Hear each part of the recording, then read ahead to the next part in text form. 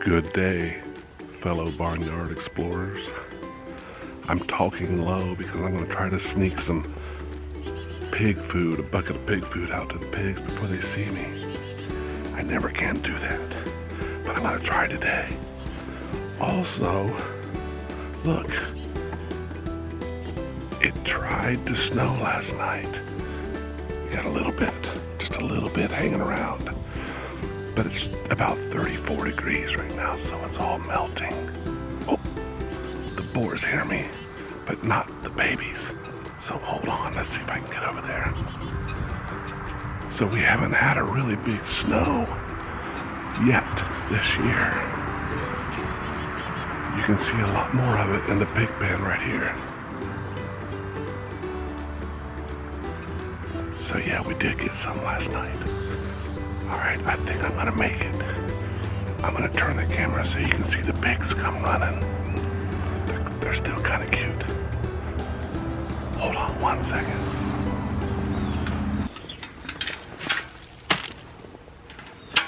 Pig, pig, pig.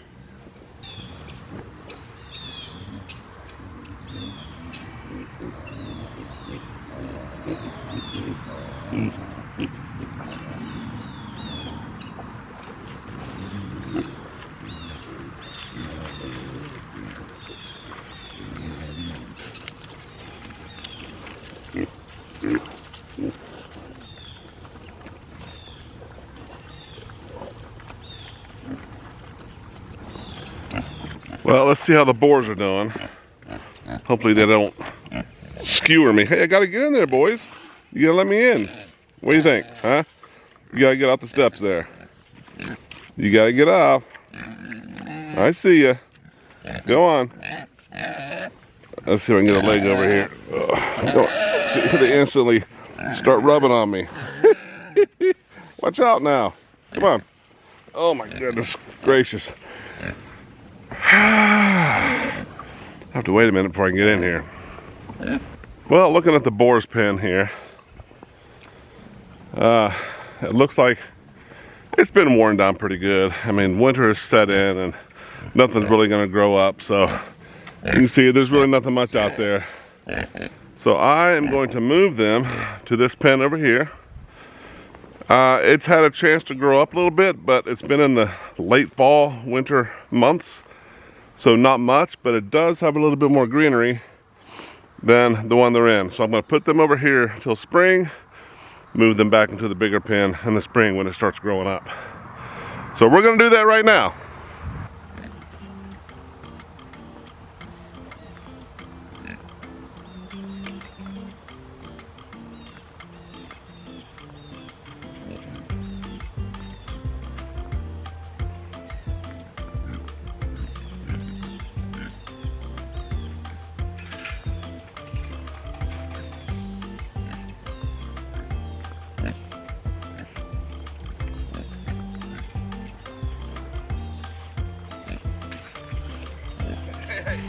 Hey, you gotta stop.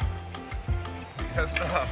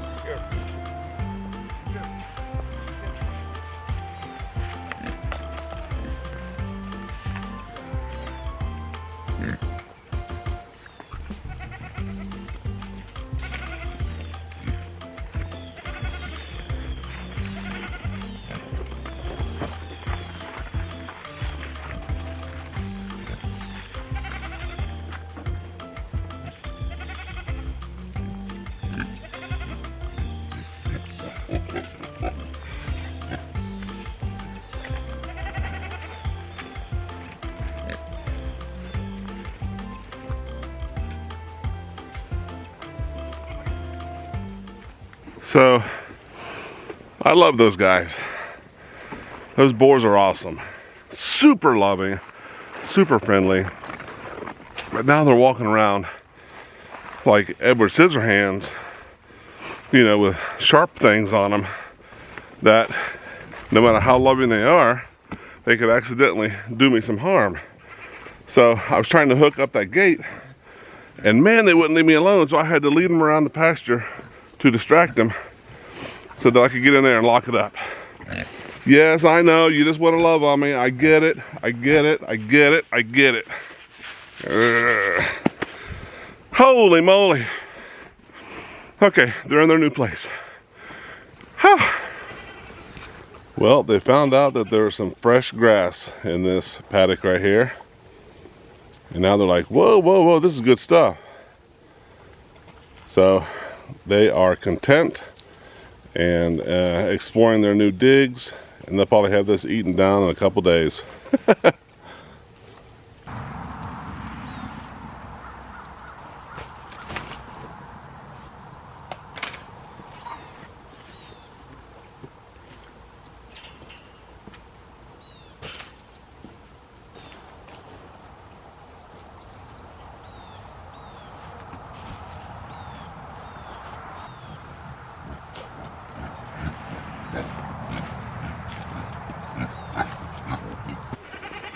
They're always super curious, but it's a loving curious.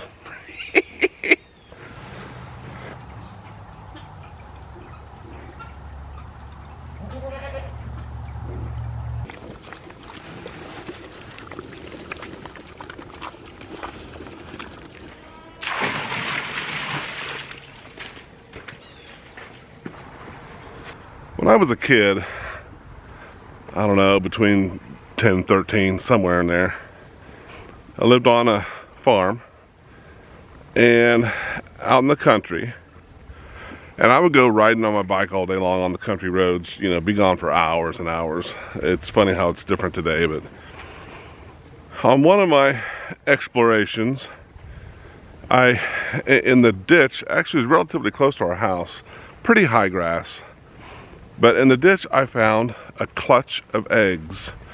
A nest with a clutch of eggs, and it must have had, man, if memory serves, at least a dozen eggs. I mean, there was a ton of eggs in that thing. They were all white, they were relatively small, and they were on the ground in a nest. So, what bird was that? Well, at that time, Bob Whites were really common where I lived. You could hear them all summer long.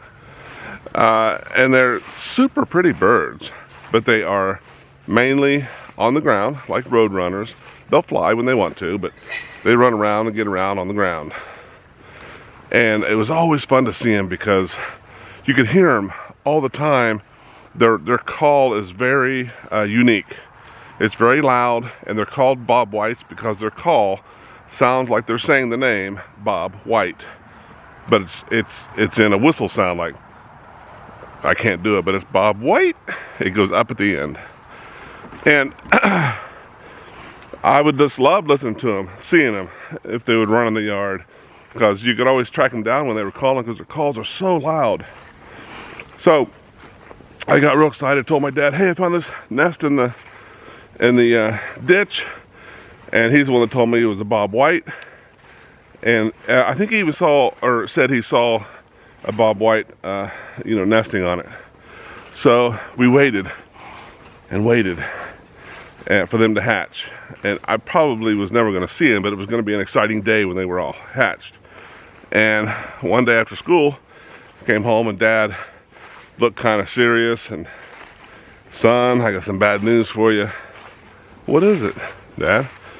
And he proceeded to tell me that the county had mowed in that ditch, and their tractor tire, had went right over that nest. Just crushed every one of those eggs. Man, I was devastated. How uncool is that? They didn't know what they were doing, but daggone, it was super sad. Anyway, I just wanted to relay that I heard Bob Whites almost every day of my childhood summers, and I haven't heard one. I maybe have heard one in decades since. And I was told that, like the blizzard of 77 or something, man, I was out playing in that thing, having a good time. But I heard that they are sensitive to severe cold weather, and it just decimated the Bob Whites, and they haven't made a comeback. But I did hear one the other day, and it brought back so much nostalgia and childhood memories. It was awesome. So I don't know if you guys know what a Bob White is, or if you've ever heard one, but you would definitely recognize it if you heard it. So this winter, I've started feeding the pigs. Instead of putting food in all their bowls, it was just a real pain because you'd have to beat them there and you never could. So I've started feeding them 2 flakes of hay with a bucket of feed thrown on top of it. That way they get the feed and the hay at the same time. I've never seen much hay left over, so they're eating both. But the feed is what attracts them. So, but it's still a problem when you throw the flakes down. If they're all on top of it, you know, your food then that you put on top of it just scatters all over the place and into the mud, etc., etc. Not that that's bad, but I want the feed in the hay so they're not ignoring one or the other, or one over the other, to put it. So they know what I do.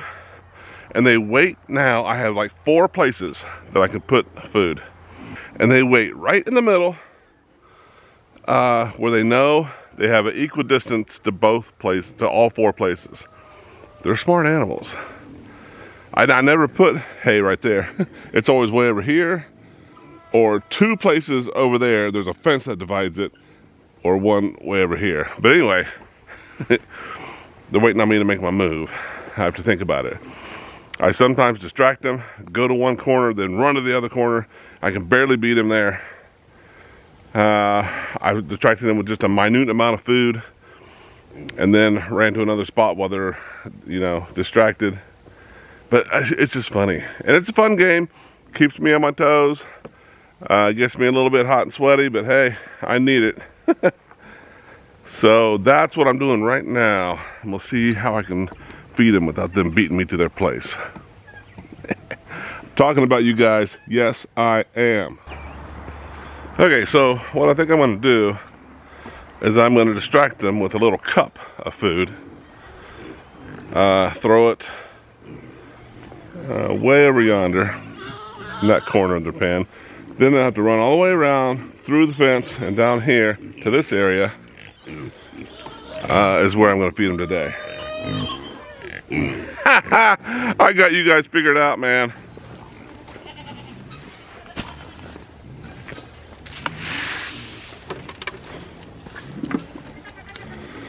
I distracted them just long enough, man. They come running. There are some times of the day during summer and winter where the goats say, hey, it's siesta time. And the ladies here says that it is now siesta time. So they're just taking it easy.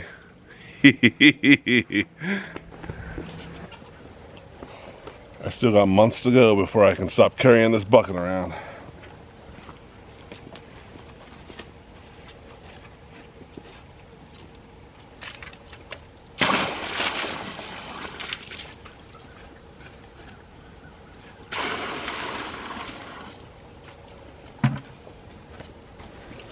They have found pretty much every pig food morsel, and now they're just munching through the hay trying to find some, but also eating the hay in the process.